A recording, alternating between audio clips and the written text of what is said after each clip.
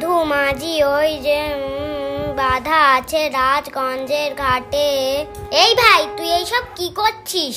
মা দেখলে না তোর পিঠে ছাল তুলে দেবে। মা বলেছিল তো পড়া হয়ে গেলে ছবি আঁকতে, তাই আঁকছি।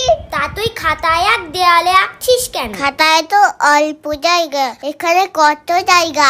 এই জোরে জোরে পড়। মা দেখো না, দিদি আমার ডিস্টার্ব করছে। না বলো মা, ও মিথ্যা কথা বলছে।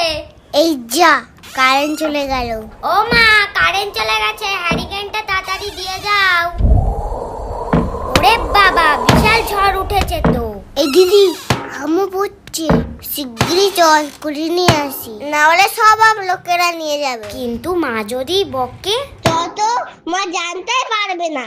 আচ্ছা, একটু দাঁড়া, ব্যাগটা নিয়ে আসি। বাবা, কি অন্ধকার! ওরে বাবা, কত আম।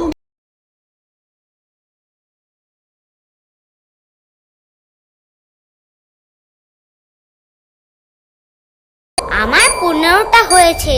আমার মোটে 7টা হয়েছে তো। দাদাই কুড়া, অনেক কুড়াতে হবে।